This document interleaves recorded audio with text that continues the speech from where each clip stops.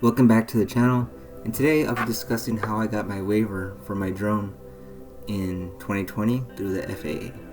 So let's get to it. So if you don't know yet, in order to obtain a waiver you need to do an application form, and the application form can be found at FAA Drone Zone. Here you're going to be able to register your drone once you get one and you pass your Part 107, or if you're a recreational flyer, and to get a waiver to fly on controlled airspace. So airspace that's like A, B, C, D, you'll need to get a waiver from the FAA, and there's different versions you can get, and we'll go step through that when we get to there. So all you want to do is you're going to click on the dashboard icon under Part 107 if you're flying commercially, and after that you'll be sent to another screen which will be, so as you can see here, you see the overall dashboard you'll see once you log in your information for your registration. And as you see, I have one active SUAS, which is my Inspire 1 that I've done a video before on my channel, and also the waiver that I was approved for. So the waiver that I was approved for was in a Class D airspace here in Texas, and I will step through every part of the process and what to do in order to get the best out of your waiver and get it as soon as possible. So just to run down, you would go ahead and want to go click manage SUAS inventory to see the overall SUAS vehicles you have registered, and then at the bottom, which I forgot to put in the screenshot, is you're going to have a manage waivers inventory for the Part 107 waivers and authorizations. So once you click the button for the waivers and authorizations located just below the yellow box, you're going to come with a new pop-out window.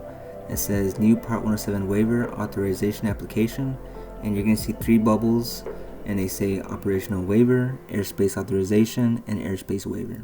So let's quickly step through each one and see what it is. Operational waiver is when you want to do a certain task with your drone, such as flying over people. Flying beyond the visual line of sight is another one as well. Airspace authorization is when you need an access to a controlled airspace, such as like A, B, C, or D, for a limited amount of time. And then a waiver is actually, I believe, extended period of time. You can correct me if I'm wrong, but I believe I've been reading that it's harder to get a waiver than an authorization. Due to the waiver, you need to be more specific in what you want to do, from your procedures to your parameters. So if you just want to flying in an airspace, I would recommend doing authorization, due to it's a lot easier. So once you click the button, you're going to be seeing this screen that's on the video, which is basically four parts. One, your acknowledgement, basically your name, your address, and your information. And once you click that, you're going to be going to your operation parameters, which basically means how are you going to conduct your flight, at one time, where is it going to be at, and the location. So as you see, the start date, so if you want to do it in September, October, December, this is where you want to put it. And then the end date is like the end of your operation, so like the end of the year or next year or so on. Your time frame is very important as well. If you want to do a nighttime flight, you're going to have to get a waiver for that and have some anti-collision lights on your drone to satisfy FAA regulations. Your frequency, local time zone, just so you can get the overall timing right, and the proposed location of operation. So this is where you can actually set up your drone, fly it, and make sure that it's safe for you as well as the public when you're doing your operation. Your flight height is also very important. I know the FAA states that 400 feet above ground level is a set standard. So if you want to go higher, I believe you need to get a waiver for that as well. But if you want to go 200 feet, 300 feet maximum, then you would go ahead and put that there. And then you just have some latitude, which is basically the relative location where you're going to be flying from. So you would go ahead and make sure you put that in degrees, minutes, and seconds. If you don't know how to do that, there are plenty of videos on how to do so. But for now, let's scroll down to see the other half of this application. So once you scroll down, you can see you have the latitude, your longitude, your radius, and also the nearest airport. So if you're located near an airport or where you're going to fly, you would have to go ahead and place that on that box. know the class airspace or where you're flying.